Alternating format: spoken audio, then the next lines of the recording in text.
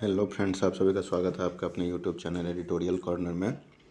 जैसा कि आप सभी जानते हैं कि बिहार सिविल कोड 2022 एक ह्यूज वैकेंसी जो है सो अभी स्टूडेंट्स के सामने आई हुई है, जिसका कल के डेट में जो है सो अप्लाई करने का डेट समाप्त हो चुका है।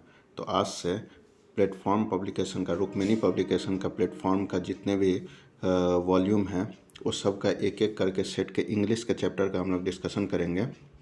तो आज शुरू करते हैं वॉल्यूम 1 का प्लेटफॉर्म का, यानी कि रुक्मिणी पब्लिकेशन के प्लेटफॉर्म का जो सेट है उसका वॉल्यूम 1 का पहले सेट का हम लोग डिस्कशन करेंगे। टोटल 22 सेट है। 22 सेट के सभी में 20-20 इंग्लिश का सेक्शन जो है वो सब हम लोग डिस्कशन करेंगे। तो आज का शुरुआत करते हैं पहले सेट से। तो पहले सेट में जो है सो 20 नंबर तक, 1 से लेके 20 तक जो है सो हिंदी का सेक्शन है, और 20 के बाद से इंग्लिश का, उसमें पब्लिकेशन इंग्लिश का जो है सो क्वेश्चन दिया हुआ है। इंग्लिश का हम लोग डिस्कशन करेंगे। तो शुरुआत करते हैं पहले क्वेश्चन से। पहला क्वेश्चन इसमें दिया हुआ है कि यहाँ पर इंस्ट्रक्शन दिया है 21 नंबर से 23 नंबर का जो क्वेश्चन है उसका इंस्ट्रक्शन है कि जो in the following questions out of the 4 alternative choose the one which best expression the opposite meaning of the word given in capital letter. यहाँ जो 3 क्वेश्चन दिए हुए हैं 21 से 23 तक, 21 से 23 तक जो क्वेश्चन है, यानी कि 21, 22, 23, इस तीनों क्वेश्चन में एक कैपिटल लेटर में हाईलाइट करके जो है सो आपको रेड कलर में दिया हुआ है वर्ड, उसका जो है सो आपको अपोजिट चुनना है। यानी कि ये 4 ऑप्शन जो ए, बी और सी, डी जो 4 ऑप्शन है, इस 4 ऑप्शन में 3 ऑप्शन जो है उसका मीनिंग इससे जुड़ता है, ये हाईलाइट कैपिटल वाले से, और एक जो है सो इसके अपोजिट है। तो उस अपोजिट को फाइंड आउट करना है। तो सबसे पहला जो है सो आपको क्वेश्चन है, उसमें जो है सो आपको मेंटेन दिया है। मेंटेन वर्ड का अपोजिट खोजना है। मेंटेन वर्ड का अपोजिट इसमें कौन सा है उसको टिक आउट करना है। तो इसका मतलब है कि मेंटेन का मतलब हिंदी सबसे पहले जान लें। हिंदी होता है इसका कि किसी भी चीज़ को लगातार कोई चीज़ करना, या कोई भी चीज़ को लगातार सुरक्षित रखना, कोई भी चीज़ के बारे में मतलब लगातार के सेंस में आता है। मेंटेन बरकरार रखना, उसके सेंस में आता है। तो सबसे पहला इसका ऑप्शन है कि प्रिजर्व है। प्रिजर्व का मतलब भी होता है आपको संभाल कर रखना, सुरक्षित रखना, संरक्षित रखना। तो संभाल के रखना, कोई चीज़ को अगर संभाल के रखते हैं हम लोग तो उसको लगातार ही संभाल के रखते हैं। तो प्रिजर्व जो है सो मेंटेन से रिलेटेड ही वर्ड हो जाता है। दूसरा ऑप्शन होता है इसमें एबेंडन। एबेंडन मतलब होता है आपको त्याग देना या छोड़ देना, कोई चीज़ को त्याग देना या छोड़ देना होता है। एबेंडन का मतलब होता है कि कोई चीज़ को हमेशा के लिए इस्तेमाल से उसको बाहर कर देना, एबेंडन होता है। तीसरा जो है सो आपको प्रोटेक्ट। प्रोटेक्ट माने भी होता है आपको, जैसा नॉर्मल वर्ड है कि प्रोटेक्ट माने रक्षा करना, कोई चीज़ को संभालना, कोई चीज़ को जो है सो सुरक्षित करना, प्रोटेक्ट होता है। और चौथा जो है सो आपको सस्टेन। सस्टेन का मतलब भी होता है आपको लगातार या बरकरार रखना, किसी भी चीज़ को जो है सो आपको लगातार या बरकरार रखना। तो यहाँ मेंटेन का मतलब कोई चीज़ को बरकरार रखना, सुरक्षित रखना, लगातार रखना निकलता है। तो उसके ऑप्शन ए में जो प्रिजर्व का आता है, प्रिजर्व का मतलब भी होता है आपको संरक्षित करना है, सुरक्षित करना। दूसरा जो है सो आपको सी नंबर ऑप्शन, प्रोटेक्ट माने भी सुरक्षित करना है, किसी चीज़ को संभाल के रखना या बहुत अच्छे से रखना। और सस्टेन माने भी होता है किसी चीज़ को लगातार या अच्छे से रखना। लेकिन यहाँ एबेंडन का मतलब होता है आपको कोई चीज़ को त्याग देना, छोड़ देना। तो इसका सही ऑप्शन हो जाएगा, आंसर हो जाएगा अपोजिट वर्ड अबेंडन। इसका जो है सो आपको सही आंसर हो जाएगा 2 नंबर क्वेश्चन का। 21 नंबर का बी ऑप्शन सही होगा। दूसरा क्वेश्चन है 22 नंबर क्वेश्चन, कि जो 22 नंबर क्वेश्चन में आता है रिमेंबर। रिमेंबर का मतलब, रिमेंबर भी एक कॉमन वर्ड है। रिमेंबर कॉमन वर्ड है जिसको जो है हम लोग क्या कहते हैं कि कोई चीज़ को याद रखना। तो रिमेंबर से ऑड यहाँ यानी कि अलग चीज़ क्या है उसको जो है सो आपको इसमें फाइंड करना है। तो लर्न माने कोई चीज़, लर्न मतलब होता है यानी कि सीखना, और कोई चीज़ हम लोग सीखते हैं तो उसको हमेशा से याद रखने के लिए सीखते हैं। तो ये जो है सो आपको रिमेंबर का मतलब याद रखना। तो लर्न का मतलब जो है सो सीखना, यानी कि कोई चीज़ सीखते हैं तो हमेशा के लिए सीखते हैं हम लोग, यानी कि हमेशा के लिए उसको याद रखते हैं। तो ये लर्न भी रिमेंबर से ही रिलेटेड वर्ड हो गया। ये लर्न भी रिमेंबर से ही रिलेटेड वर्ड है। फिर दूसरा है फॉरगेट। फॉरगेट मतलब होता है भूल जाना। याद, रिमेंबर मीन्स याद रखना होता है, और लर्न माने सीखना, उसको हमेशा के लिए कोई चीज़ को सीखते हैं हम लोग। फिर लर्न, फॉरगेट मतलब होता है आपको भूल जाना, कोई चीज़ को भूलना फॉरगेट होता है। वहीं फिर मेमोराइज है। मेमोराइज का मतलब क्या होता है कि मेमोराइज का मतलब सीधा जैसे कंप्यूटर में मेमोरी होता है, हमारे पास ब्रेन में मेमोरी होता है, यानी कि सब कुछ तो ब्रेन में ही आके स्टोर होता है। जो चीज़ हम लोग याद रखते हैं वो सब ब्रेन में ही स्टोर होता है। तो रिमेंबर भी हो जाएगा जाएगा आपको मेमोरी रिमेंबर के ही इक्विवेलेंट वर्ड हो जाएगा। लर्न भी मेमोरी के इक्विवेलेंट रिमेंबर के इक्विवेलेंट हो जाएगा। वहीं रिटेन माने क्या होता है? रिटेन का मतलब भी होता है आपको ध्यान में रखना, माइंड रखना, यानी कि रिटेन का मतलब होता है ध्यान में रखना, कोई चीज़ को ध्यान में रखना या कभी भूलना नहीं या उसको खोना नहीं। तो ये भी जो है सो आपको सेम वर्ड ये है। तो यानी कि रिमेंबर का मतलब हो गया याद रखने का, तो उसी के इक्विवेलेंट में ऑप्शन ए लर्न है। ये जो है सो हो गया याद रखना, कोई चीज़ सीखना, उसको हमेशा के लिए याद रखने के लिए हम लोग सीखते हैं। एक हो गया सी नंबर ऑप्शन मेमोरी हो गया। मेमोरी मतलब भी होता है आपको कोई चीज़ को याद रखना, स्टोर रखना। और रिटेन मतलब भी होता है जो चीज़ भूलना नहीं है, जो चीज़ खोया नहीं जाए, उसको जो है सो आपको रिमेंबर कहते हैं, उसको रिटेन कहते हैं। तो तीन का मीनिंग जो है सो आपको लर्न का, मेमोरी का और रिटेन का मतलब निकल के आता है आपको रिमेंबर। लेकिन फॉरगेट मतलब होता है आपको कोई चीज़ को भूल जाना।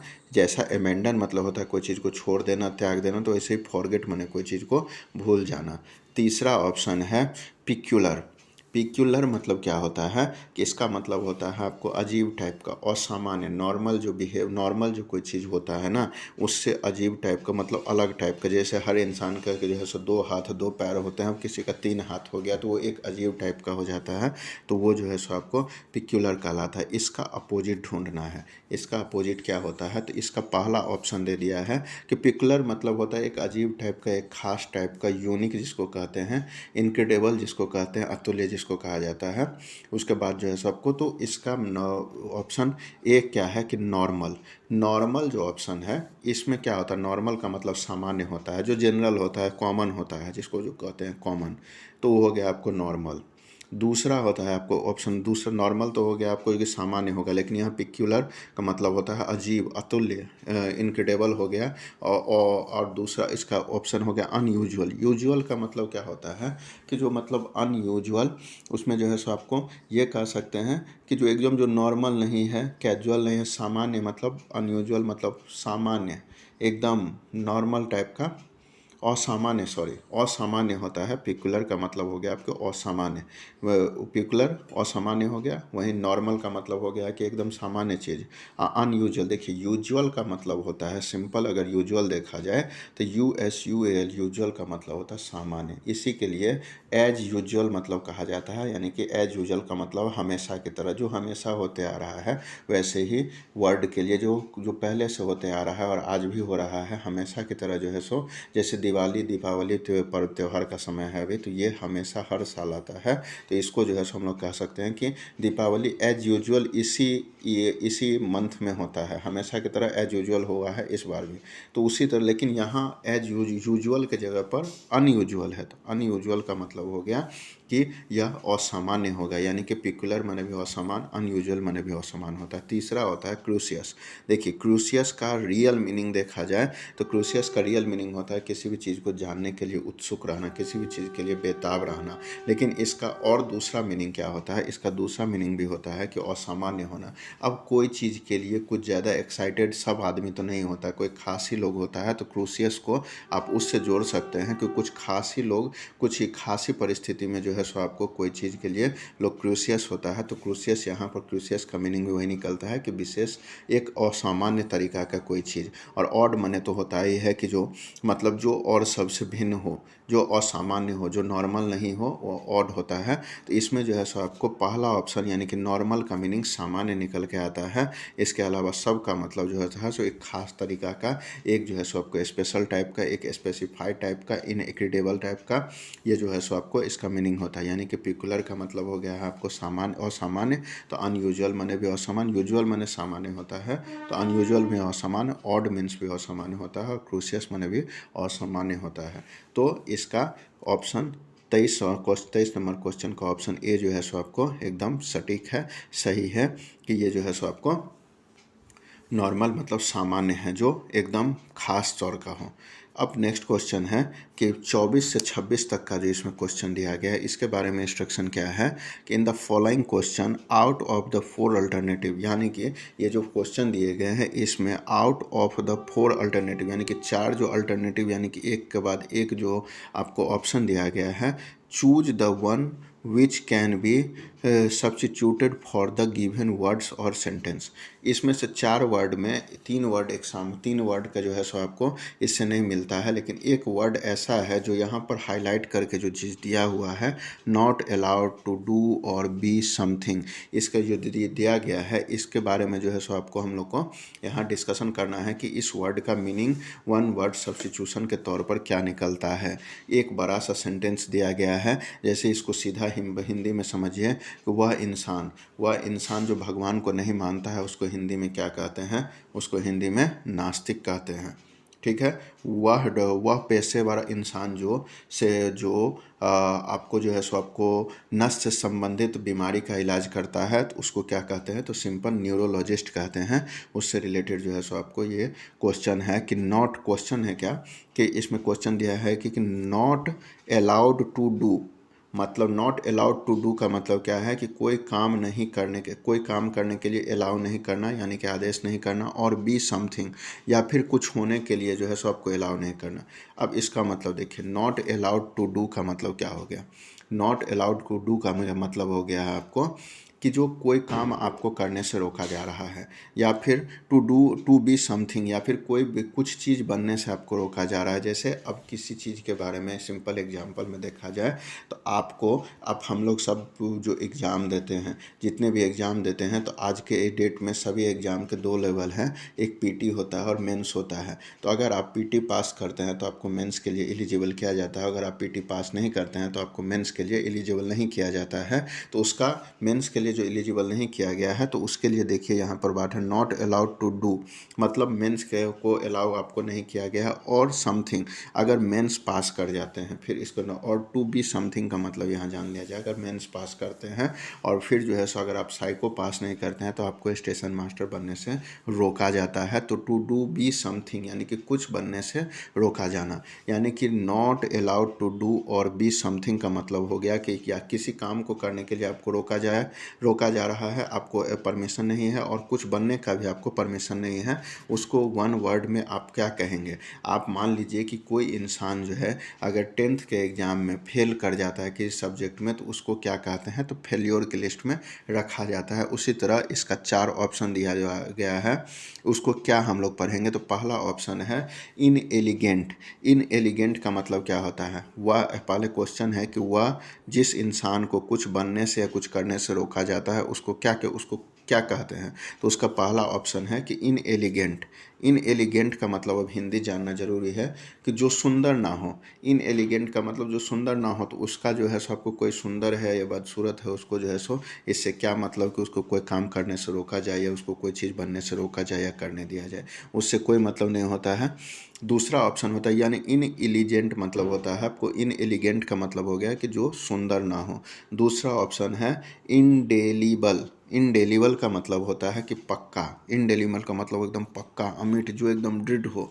इंडेलिबल का मतलब हो गया आपकी पक्का।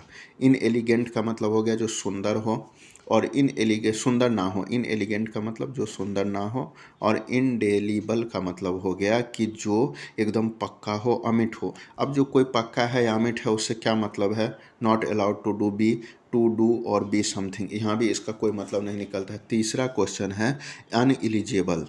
तीसरा क्वेश्चन है कि अनएलिजिबल। अब इसका मतलब जो है सो आपको ये सब मतलब निकलता है कि जो अगर कोई चीज़ को करने के लिए कुछ क्राइटेरिया है, अगर आप उसको पार नहीं करते हैं तो आप अनएलिजिबल हो जाते हैं, इसलिए आपको वो काम करने से रोका जाता है। इसलिए जो है सो आपको यहाँ पर इसका ऑप्शन नंबर सी सही हो जाएगा, to not allowed to do और बी समथिंग।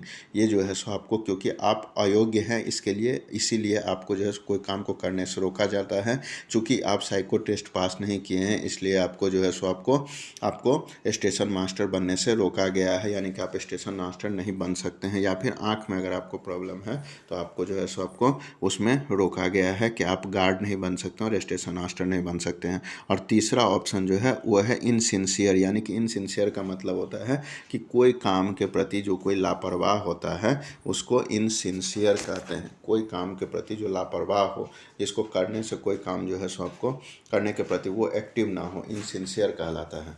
तो इसका भी ऑप्शन इनसिंसियर का भी कोई मतलब नहीं निकलता है। अब दूसरा क्वेश्चन, अब 24 नंबर क्वेश्चन, 24 नंबर है, एक ग्रुप है a group of vehicles travelling together. तो चौथा नंबर 25 नंबर ऑप्शन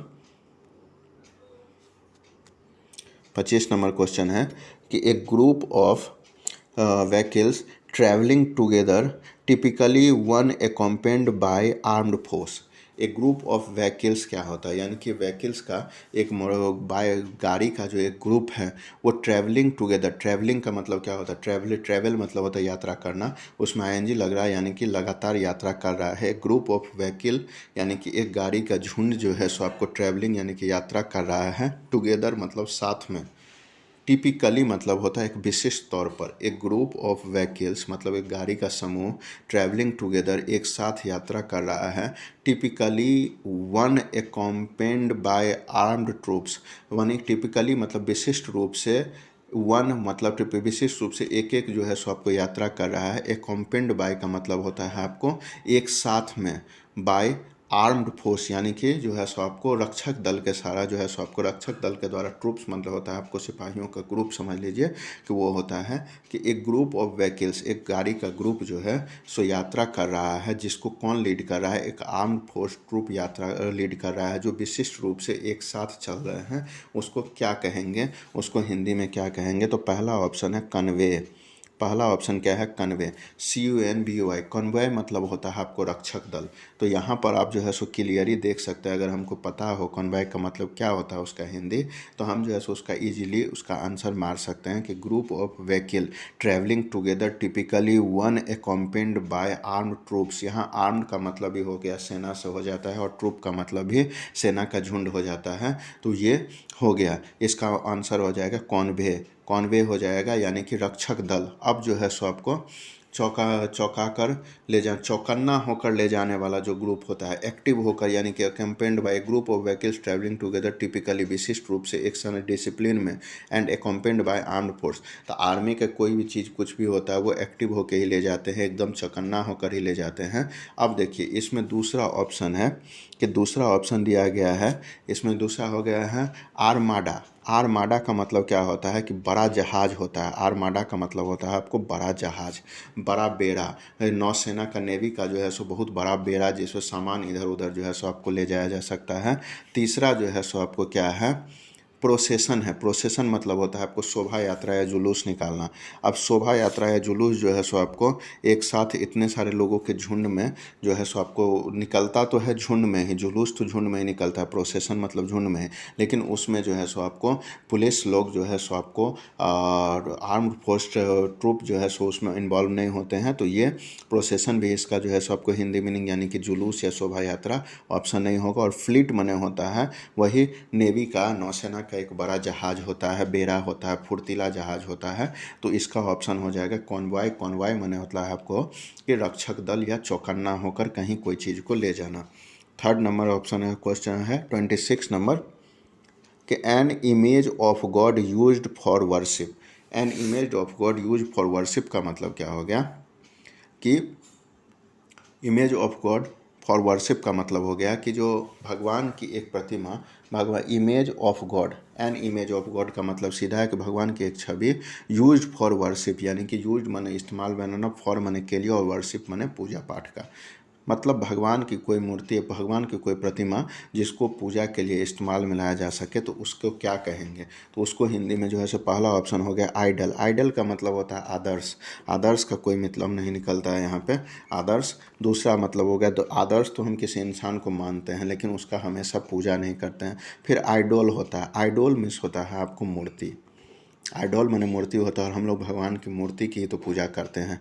तीसरा होता है आपको लोगो। लोगो का मतलब क्या हो गया कि तीसरा लोगो का मतलब हो गया कि चिन्ह हो गया, निशान हो गया। तो चिन्ह या निशान का हम लोग थोड़े ही ना पूजा करते हैं। चिन्ह या निशान का पूजा हम लोग नहीं करते हैं, हम लोग मूर्ति की पूजा करते हैं जो आइडल हो गया। और तीसरा है आपको model.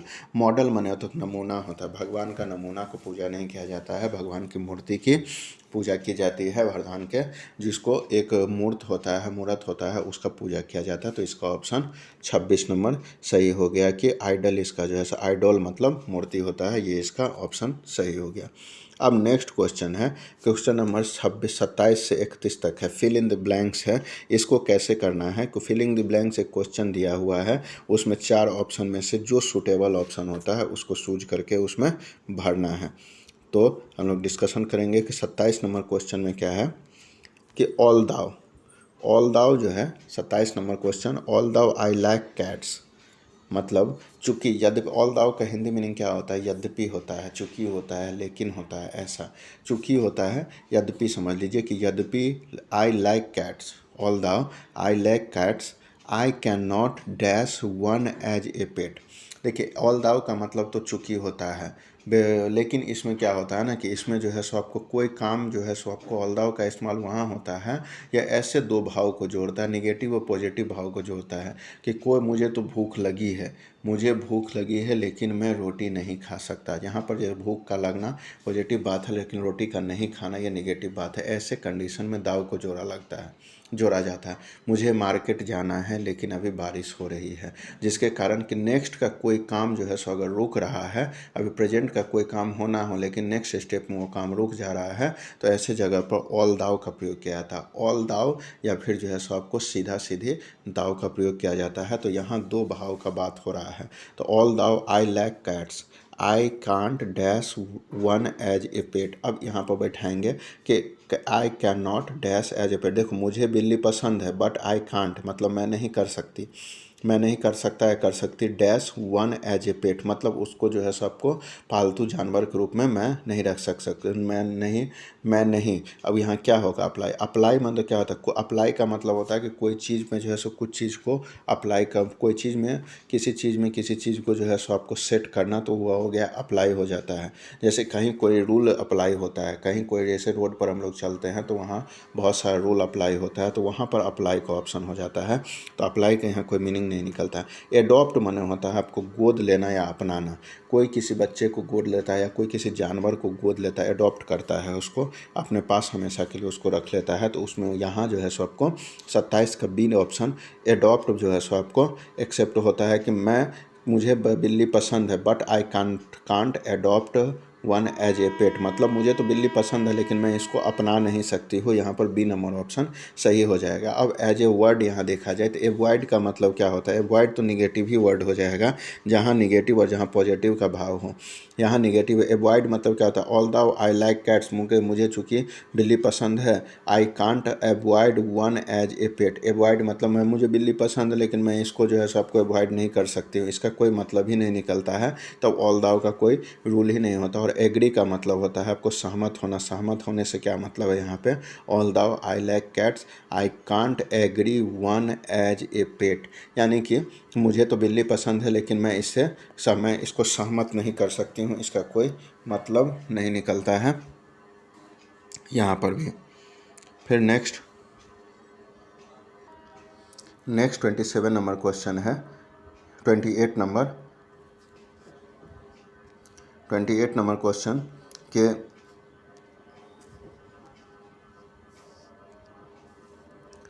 He is always restless, या he is always restless, he is never at dash with himself.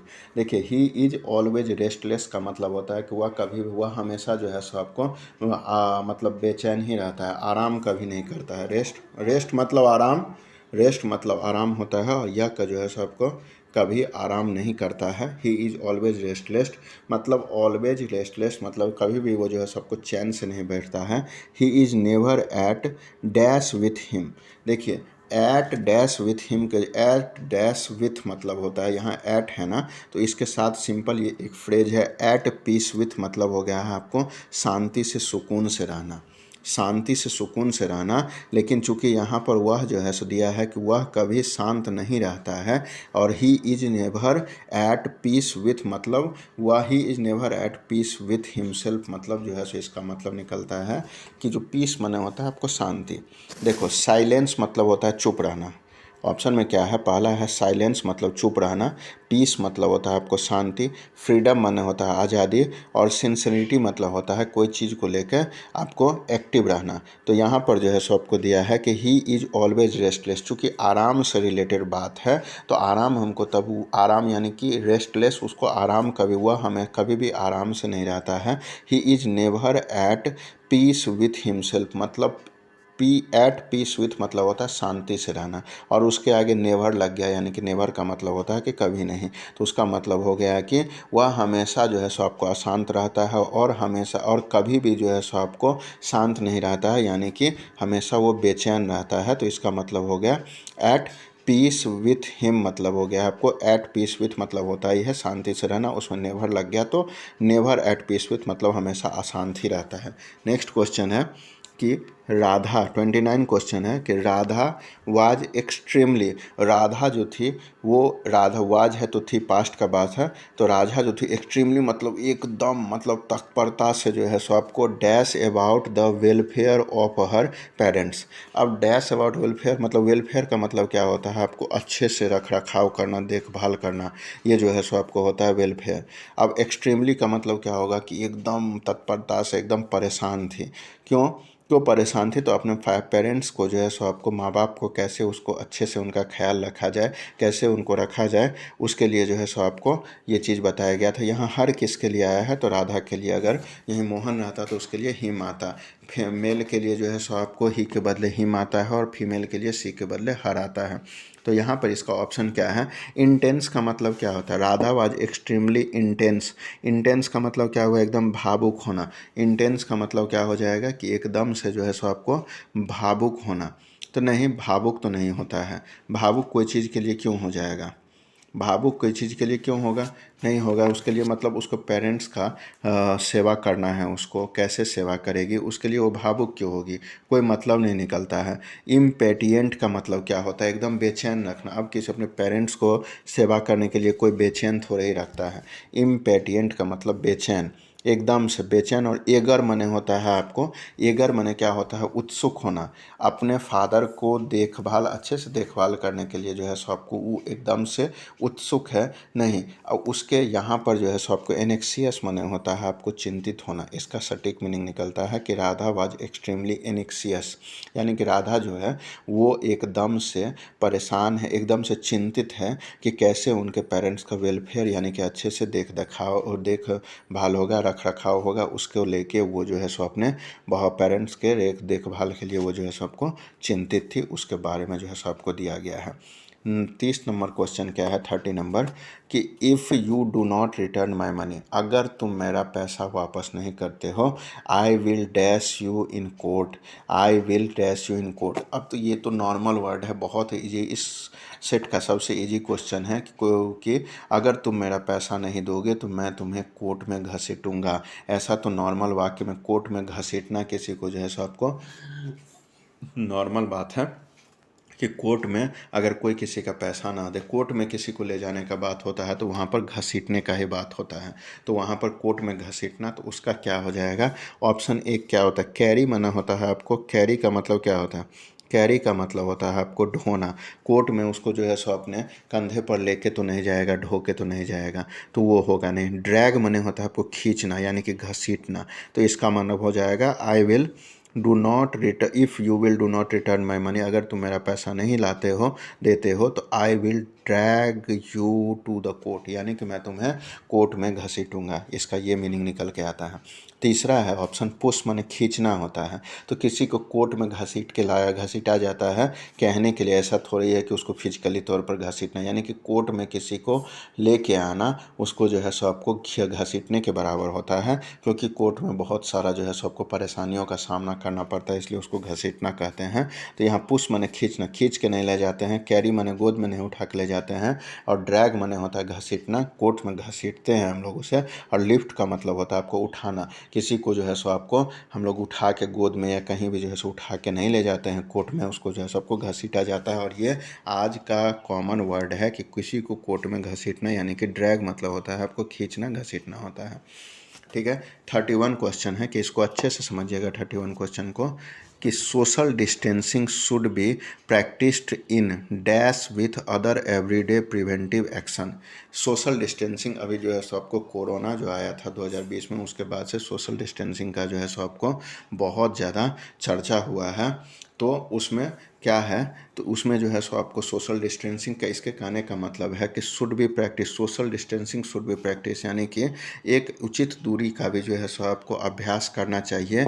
In dash with, अब यहाँ क्या सेट होगा, with other everyday preventive action, यानी कि जैसे हम लोग जो रोज़ रूटीन में काम करते हैं, कोई भी चीज़, जैसे सड़क पे हम लोग चलते हैं तो ट्रैफिक के रूल का पालन करते हुए चलते हैं। हम लोग जो है सो आपको सुबह उठते हैं, सुबह से लेकर शाम तक, रात तक जितने भी दिनचर्या होता है, वैसे ही जो है सो जो रोज़ हम लोग करते हैं, तो उसी के लिए वैसे ही सोशल डिस्टेंसिंग को भी जो है सो हमें प्रैक्टिस करना चाहिए अपने डेली लाइफ में। इन डैश विथ का मतलब क्या होगा, तो इन अंडर, तो यहाँ क्या सेट होगा, तो फर्स्ट ऑफ ऑल देखा जाए, इन अंडरस्टैंडिंग विथ मतलब क्या होगा, अंडरस्टैंड माने कोई चीज़ को समझना होता है। इन अंडरस्टैंडिंग विथ का मतलब नहीं निकल आ रहा है कि जो इन अंडरस्टैंडिंग विथ का मतलब क्या हुआ कि समझना, इसका जो है सो आपको समझने से कोई मतलब ही नहीं होता है। इन कॉम्प्रिहेंसन, इन कॉम्प्रिहेंसन मतलब क्या होता है, इन कॉम्प्रिहेंसन मतलब, कॉम्प्रिहेंसन तो कोई चीज़ का जो है सो आपको विस्तार होता है। कॉम्प्रिहेंसन मतलब कोई चीज़ के विस्तार में जो है सो आपको प्रैक्टिस करने का यहाँ पर कोई सोशल डिस्टेंसिंग का ज़रूरत नहीं है। थोड़ा थोड़ा जो अगर हम लोग डिस्कशन करेंगे, थोड़ा थोड़ा अगर उसको प्रैक्टिस किया जाएगा तो उसमें हो जाएगा। तो तीसरा ऑप्शन हो गया आपको कॉम्प्रिहेंशन, अंडरस्टैंडिंग कॉम्प्रिहेंशन तो सूट नहीं किया। तीसरा है अरेंजमेंट, यानी कि अब उसके लिए व्यवस्था कुछ करने का थोड़ी ही ज़रूरत है। ये तो पर्टिकुलर आदमी का जो है सो आपको मैनर है कि अगर हर आदमी अपने दिनचर्या में इसको सोशल डिस्टेंसिंग को ढाल ले, तो ये जो है सो आपको उसको जो है सो आपको ये ऑटोमेटिक आपको बन जाएगा आदत लोगों का। तो अरेंजमेंट इसके लिए कुछ करने का ज़रूरत नहीं है, कुछ व्यवस्था करने का ज़रूरत नहीं है। और इन कॉम्बिनेशन विथ, ये भी एक फ्रेज है। इन कॉम्बिनेशन विथ मतलब ही होता है कि के साथ साथ, यानी कि सोशल डिस्टेंसिंग शुड बी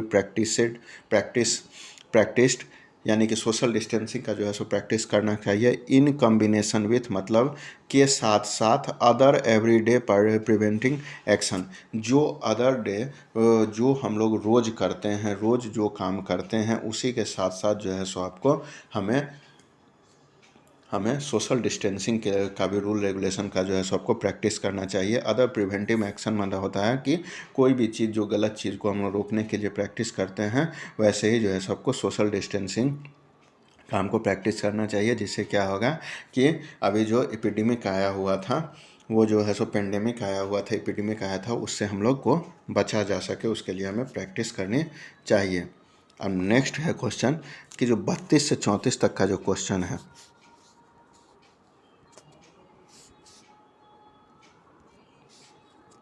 32 से 34 तक का जो क्वेश्चन है उसके बारे में देखना है। क्या है कि in the following question there are four different type of which one is misspelled, find the misspelled word as the answer।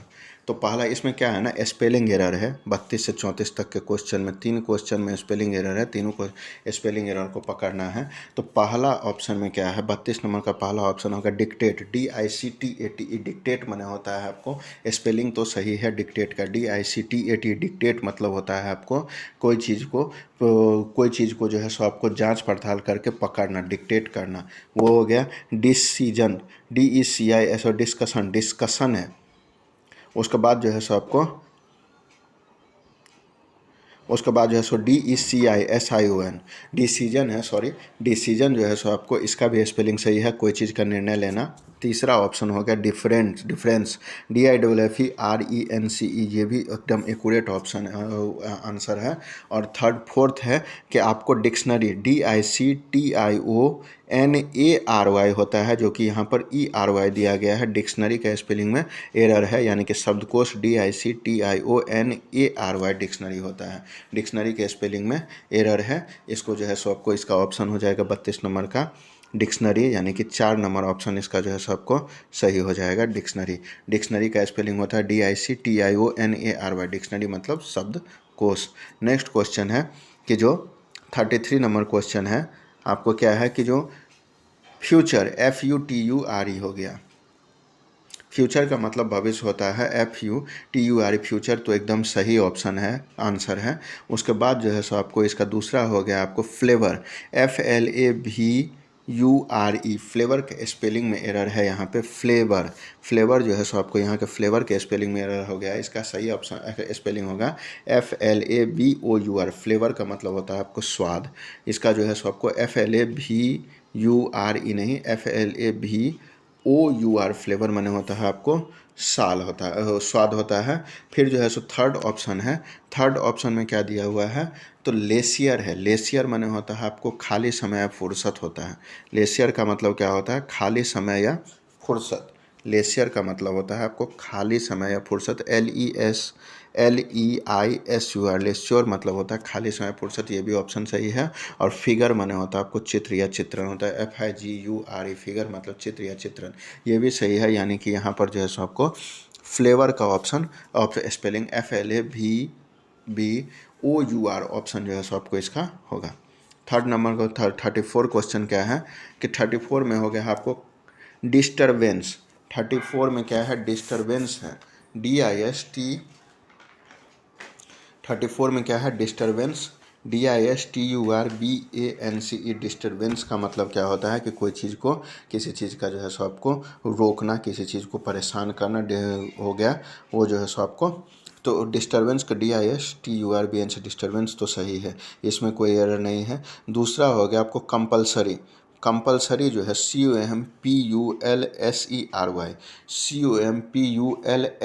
COMPULSERY होता है, कंपलसरी होता है, कंपलसरी COMPULSERY नहीं, SERY नहीं, SARY हो गया। कंपलसरी मतलब कोई भी चीज़ एकदम ज़रूरी जो होता है उसको कहते हैं कंपलसरी। थर्ड को ऑप्शन क्या है, ऑडियंस, OUAUDIENCE, ऑडियंस मतलब क्या होता है, श्रोता यानी कि सुनने वाला, ऑडियंस भी स्पेलिंग सही है। और चौथा नंबर हो गया आपको पोटेंशियल है, POTENTIAL, पोटेंशियल मतलब क्या होता है कि पावर होता है, ये भी ऑप्शन आंसर इसका जो है सो आपको सही है। तो इसका जो है सो आपको सही ऑप्शन क्या हो गया, कंपलसरी, COMPULSARY, कंपलसरी जो है सो आपको इसका सही आंसर है। अब नेक्स्ट क्वेश्चन है कि नेक्स्ट में हो गया है आपको 35 और 36 नंबर जो है सो आपको आंसर क्वेश्चन क्या है कि जो in the following question 4 alternative are given for the idioms phrase, ये आइडम्स और फ्रेज है इन बोल्ड इन सेंटेंस। यहाँ जो है सो आपको एक सेंटेंस दिया गया है, इसमें बोल्ड में जो है सो आपको एक हाईलाइट करके सेंटेंस दिया गया, वर्ड दिया गया है, वो जो है सो आपको आइडम फ्रेज है, जिसका हिंदी मीनिंग कुछ निकलता है, तो वो जो है सो आपको उससे रिलेटेड, उस हिंदी मीनिंग जो निकलता है उसी से रिलेटेड यहाँ जो है सो आपको 4 ऑप्शन जो दिया गया है उसमें उसका जो है सो मीनिंग मिलता जुलता है, तो वो हम लोग को सर्च करना है। तो इसमें जो है सो आपको क्या है, the communicative English, 35 number question हम लोग देख रहे हैं, the communicative English is the, यहाँ जो है सो आपको देखिए यहाँ क्या बात हो रहा है कि the communicative English is the Achilles heels for he job aspirant. देखिए यहाँ पर जो फर्स्ट ऑफ ऑल इस क्वेश्चन में यहाँ ही जो है, ये आई थिंक कि जो मिसप्रिंट है, यहाँ ही का मतलब ही नहीं निकलता है कुछ। यहाँ पर जो है सो अगर एस्पिरेंट्स के बारे में बात कराया गया है तो दीज या दोज का होगा या देयर का होगा यहाँ पर यूज, यानी कि यहाँ पुलर है तो यहाँ भी पुलर होगा, तो यहाँ ही का मतलब मेरे हिसाब से शायद ये कुछ मिसप्रिंट है, लेकिन वहाँ हम लोग देखते हैं कि इससे हमको मतलब नहीं है। यहाँ इसका मतलब समझना है कि एक्कीलीज का मतलब क्या होता है, एक्कीलीज हिल्स का मतलब होता है आपको एकदम दुगती नस जो कहते हैं ना, जो कमज़ोर क्षेत्र जो होता है, एकदम कमज़ोर पक्ष जो हम लोग का होता है उसको कहते हैं एक्कीलीज हिल्स इसको कहते हैं। तो इसका क्या होता है, कम्युनिकेटिव इंग्लिश यानी कि अंग्रेजी में बात करना इज़ द हो गया Achilles heels for he job aspirants, मतलब फॉर द जॉब एस्पिरेंट्स होना चाहिए यहाँ पर, फॉर द जॉब एस्पिरेंट, लेकिन यहाँ पर जो है सो मतलब अंग्रेजी में बात करना जो है सो सबसे बड़ा कमजोरी है किसके लिए, तो इस जॉब को जो पाने वाले एस्पिरेंट हैं उसके लिए। तो अब एक्कीलीज हिल्स का मतलब जो है सो आपको कमज़ोर पक्ष यानी कि दुगती रस जिसके बिना जो है सो आपको प्रॉब्लम होने लगता है, तो उसको जो है सो आपको उसका सेम मीनिंग क्या होगा, तो weak sport, WEAK, weak sport, weak माने कमज़ोर स्पोर्ट होता है, तो इसका तो हो जाएगा, इसको चूज कर इसको साइड में रखा जा सकता है कि वीक माने कमज़ोर का बात हो रहा है, स्पोर्ट मतलब क्षेत्र हो गया। लेकिन दूसरा ऑप्शन भी देखेंगे कि सोर्स ऑफ स्ट्रेंथ, नहीं, सोर्स ऑफ स्ट्रेंथ तो नहीं है, यानी कि एक्किलीज हिल्स मतलब होता है कि कमज़ोर का कमज़ोर क्षेत्र, तो यहाँ पर सोर्स ऑफ स्ट्रेंथ यानी कि जो मजबूत बात हो गया, वाट दे क्रिसाइज मोस्ट हो गया है, ये भी जो है सो आपको मतलब इसका मतलब उस क्षेत्र में उसको बहुत ज़्यादा जो है सो आपको मतलब है, मतलब उस पर पकड़ है, वो तो नहीं होगा। और टॉप प्रायोरिटी हो गया, एक टॉप प्रायोरिटी मतलब हो गया कि यहाँ पर जो चूँकि उसका टॉप प्रायोरिटी का मतलब होता है कि कोई चीज़ जब जिस चीज़ में हम लोग एकदम दक्ष होते हैं, एट होमिन होते हैं, प्रवीण होते हैं कोई चीज़ में, तो उसके लिए उस क्षेत्र को हम लोग एकदम प्रायोरिटी में रखते हैं। अब किसी भी स्टूडेंट का अगर मैथ स्ट्रांग है तो वो मैथ सब्जेक्ट को जो है सो एकदम प्रायोरिटी में रखता है, लेकिन यहाँ तो कमज़ोर का बात हो रहा है, तो यहाँ पर जो है सो आपको ऑप्शन 4 भी नहीं होगा, ऑप्शन 3 भी नहीं होगा, ऑप्शन 2 भी नहीं होगा, ऑप्शन 1 वीक स्पोर्ट का जो है सो आपको बात हुआ है, तो वही यहाँ पर ऑप्शन हो जाएगा। अब नेक्स्ट है कि नेक्स्ट क्वेश्चन 36 में क्या है, 36 क्वेश्चन इसमें जो है सो मिट रहा है, तो यहाँ हो जाएगा 36 नंबर क्वेश्चन हो गया है, he cut the Gordian knot by practising what he preached, मतलब इसका मतलब हो गया कट द गोर्डियन नॉक्ड का मतलब क्या होता है, कि इसका मतलब आपको देखना है कि इसके यहाँ पर इसका मीनिंग क्या निकल के आता है। तो इसके ऑप्शन जो है सो आपको हैं क्या क्या,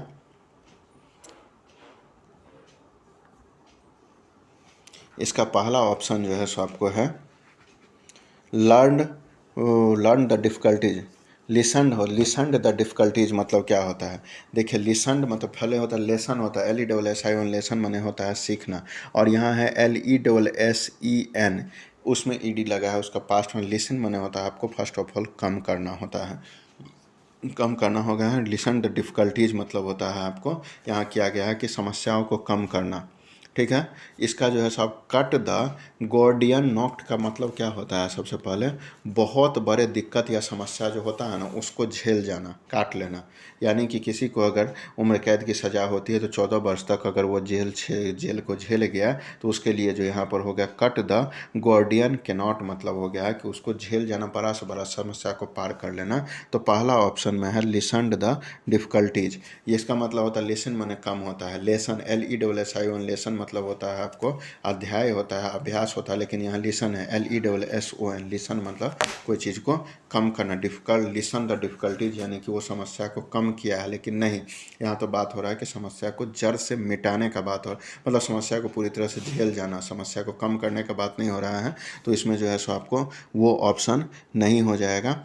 दूसरा ऑप्शन है इट इज़ डिफ़िकल्टी, यहाँ जो है सबको दूसरा ऑप्शन है it is difficulty remain it as it was, मतलब इट इज़ डिफ़िकल्टी मतलब हो गया है आपको let the difficulty remain, let the difficulty मतलब जो समस्या है उसको वैसे ही रहने दो जैसा वो पहले था, लेट द डिफ़िकल्टी रिमेन मतलब जो समस्या जैसे है उसको रहने ही दो, एज इट वाज यानी कि पहले जैसा था वैसे ही रहने दो, उसको जो है सबको हटाने का बात नहीं हो रहा है। लेकिन यहाँ पर जो है सबको कट द गोर्डियन नॉक्ड का मतलब होता है बहुत बड़े समस्या को झेल जाना, बहुत बड़ी समस्या को काट लेना। तीसरा हो गया आपको रिमूव द डिफ़िकल्टीज, यानी कि हमेशा के लिए रिमूव द डिफ़िकल्टीज मतलब हो गया है आपको कि रिमूव द डिफ़िकल्टी मतलब उस समस्या को हटा दीजिए, समस्या को ख़त्म करके या तो उसको झेल के उसका सामना करके समस्या को काट लेना है, तो उसका मतलब जो है सो को remove the difficulty, option number C जो है सो आपको यहाँ सटीक बैठता है। और उसके साथ साथ जो है सो ऑप्शन डी क्या होता है ऐड द डिफ़िकल्टी, यानी कि डिफ़िकल्टी का मतलब हो गया समस्या, ऐड मतलब जोड़ना, यानी कि जब हम बुरे दौर से गुजर रहे हैं तो उसमें और जो है सो आपको समस्या को ऐड कर देना, ये जो है सो आपको कहाँ से उचित होता है, ये तो नहीं होता है, ठीक है। तो इसका ऑप्शन नंबर सी जो है सो आपको सही होगा कि। और 37 नंबर क्वेश्चन अब देखेंगे कि 37 नंबर क्या था, he took a leap in the dark with his latest investment in stock, he took a leap in the dark मतलब जो है सो सीधा समझ में आना, in with his latest investment in stock मतलब जो है सो आपको लीप इन द डार्क का मतलब होगा, took a leap in the dark का मतलब क्या हो गया कि अंधेरे में कोई चीज़ जो है सो आपको रख देना, यानी कि रिस्क लेने का मतलब होता है आपको, जैसे हम लोग जो है सो आपको अंधेरे में चल देते हैं, अब हम लोग रिस्क लेते हैं बिना कोई लाइट का सोर्स लिए, अगर अंधेरे में हम लोग चल देते हैं तो वो रिस्क ही लेना होता है। पता नहीं नीचे सांप है, पता नहीं नीचे बिच्छू है, क्या है, वो सब जो है सो आपको रिस्क लेते हुए हम लोग निकल जाते हैं। तो वही इसमें कहा जा रहा है, ही मतलब वह किसी के बारे में बात हो रहा है, took a leap in the dark, यानी कि वह जो है सो आप एक तरह से बहुत बड़ा रिस्क लिया है, किस चीज़ के साथ, विथ, यानी कि with his latest investment in stock, वो जो है सो आपको स्टॉक में इन्वेस्टमेंट अभी जो ताज़ा ताज़ी किया है उसको लेके वह रिस्क लिया है। तो इसका हिंदी मीनिंग क्या होता है, इसका हिंदी मीनिंग हो गया आपको टूक ए रिस्क, यानी कि ये जो है सो आपको रिस्क लिया है। हो सकता है कि जो इसका रिस्क ही लिया है, जो वो अब लीप इन द डार्क का मतलब हो गया कि वो रिस्क लिया है, या फिर जो है सो आपको टू के रिस्क मतलब हो गया आपको मतलब रिस्क लेना। दूसरा ऑप्शन हो गया है वाज हेजिटेंट, मतलब हो गया वह हिचकिचा रहा है, हिचकिचा रहा है कोई चीज़ को लेके, नहीं यहाँ तो ले चुका, वह जो है सो आपको हिचकिचा नहीं रहा था, वो जो है सो आपको रिस्क ले चुका था। वाज हेजिटेट का मतलब हो गया हिचकिचाना, वो तो जो है सो आपको वो जो ऐसा नहीं था। और उसके बाद जो है सो को तीसरा ऑप्शन है कि वाज कन्फ्यूज, वो जो है सो आपको कन्फ्यूज भी नहीं था, अगर कन्फ्यूज रहता करें ना करें तो उसके लिए जो है सो आपको वहाँ बता दिया जाता, लेकिन यहाँ तो ये रिस्क ले चुका है। और वाज कुक श्योर का मतलब हो गया कि वह एकदम सुनिश्चित ही था कि इसमें हम इन्वेस्ट करने पर, ये जो लेटेस्ट स्टॉक में मैं इन्वेस्ट कर रहा हूँ वहाँ से मुझे बेनिफिट ही मिलेगा या नुकसान ही होगा, उसका मतलब ये निकल के आता है। लेकिन नहीं, वो जो है सो यहाँ टेक ए रिस्क का मतलब निकल के आता है। He took a leap in the dark, मतलब अंधेरे में एक तरह से वो जो है सो समझ लो कि तीर चलाया है, वो रिस्क ही लिया है किस चीज़ का, तो लेटेस्ट स्टॉक का जो है सो आपको वो लिस्ट लिया है। अब नेक्स्ट दो क्वेश्चन है कि 38 से 40 number, he in the following question out of the 4 alternative,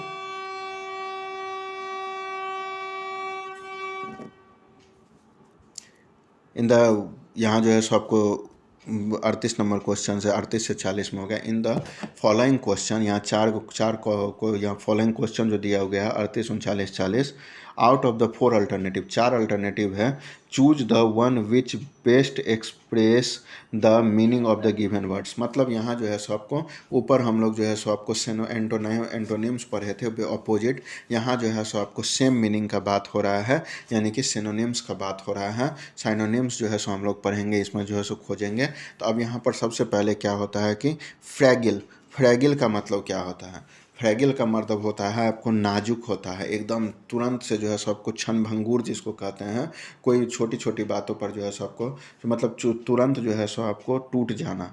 फ्रैगिल माने होता है आपको एकदम नाजुक, भंगुर जिसको बोलते हैं, टूट जाना, वही हो गया फ्रैगिल। फ्रैगिल का जो है सो आपको सेम वर्ड कौन सा है, तो एक हो गया ऑप्शन एक स्ट्रॉन्ग, एक ऑप्शन एक क्या है स्ट्रॉन्ग, स्ट्रॉन्ग मतलब होगा फ्रैगिल माने कमज़ोर होता है, नाजुक होता है, तो स्ट्रॉन्ग का मतलब हो गया आपको मजबूत, तो ये तो अपोजिट वर्ड हो गया। एक हो गया बी नंबर फार्म, फार्म का मतलब क्या होता है, फार्म का मतलब होता है आपको स्थिर रहना, दृढ़ होना, यानी कि एक तरीके से किसी चीज़ पर टिके रहना या मजबूती से खड़े रहना, इसका भी मतलब जो है सो आपको फार्म का मतलब भी जो है सबको मजबूत ही हो जाता है। थर्ड हेल्दी, हेल्दी माने जो स्वस्थ होता है, जो स्वस्थ होगा वो तो मजबूत होगा ही, तो फ्रैगिल का तो कमज़ोर है, तो हेल्दी भी इसका ऑप्शन नहीं होगा। एक होता है फ्रेल, फ्रेल का मतलब क्या होता है, फ्रेल का मतलब जो है सो आपको कमज़ोर होता है, दुर्लभ होता है, नाजुक होता है, तो फ्रैगिल का जो है सो आपको सिनोनिम्स यानी कि साइनोनिम्स क्या हो जाएगा, फ्रेल, दोनों का मतलब जो है सो आपको नाजुक होता है। फार्म माने होता है आपको स्थिर रहना, स्थिर रहना, दृढ़ रहना कोई चीज़ को लेके, इसका मतलब हो गया आपको कोई चीज़ को लेकर दृढ़ रहना या स्थिर रहना। और इसका हेल्दी का मतलब जो है सबको स्वास्थ्य जो रहेगा वो तो मजबूत होगा ही। और स्ट्रॉन्ग का मतलब जो है सो आपको सब जानते हैं कि स्ट्रॉन्ग का मतलब मजबूत होता ही है।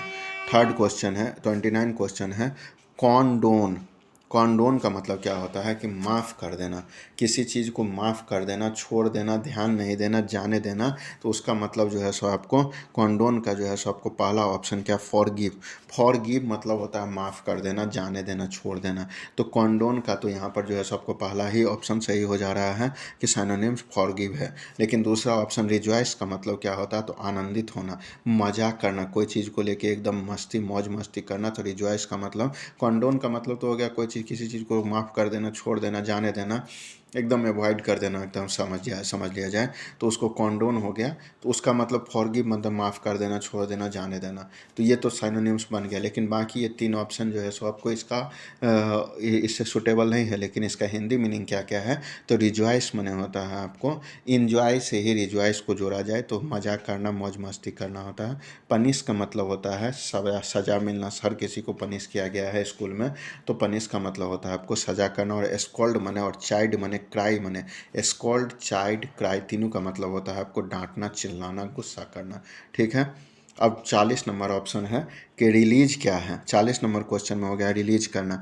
जैसे हम लोग देखते हैं या सुनते हैं कि मूवी रिलीज हुई है। रिलीज मतलब होता है कि जारी करना। जिस दिन मूवी का रिलीज डेट होता है उस दिन मूवी जो है सबको हॉल पे चढ़ जाती है। ये जो है सो आपको हॉल में लगता है, उसको जो है सो आपको रिलीज कहते हैं। या कोई भी चीज़ को जो है सो हम लोग जारी जब करते हैं तो रिलीज कहते हैं। तो रिलीज का मतलब होता है आपको जारी करना। तो उसका ऑप्शन हो गया सेम मीनिंग क्या होगा, होल्ड।